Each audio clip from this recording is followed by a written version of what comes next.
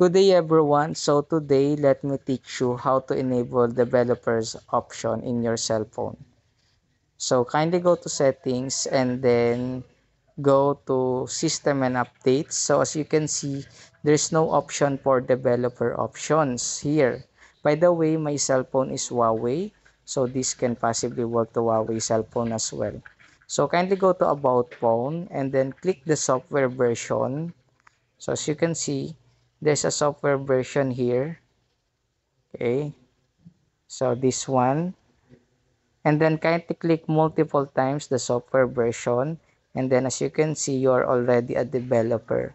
So once you are already a developer, kindly go back to system and updates, and now there is already an option that you already have developer options in your cell phone. So you can now turn on many settings in your cell phone. So that is the way on how to enable developer options in your Huawei cell phone. That's it for today. Don't forget to subscribe in our YouTube channel.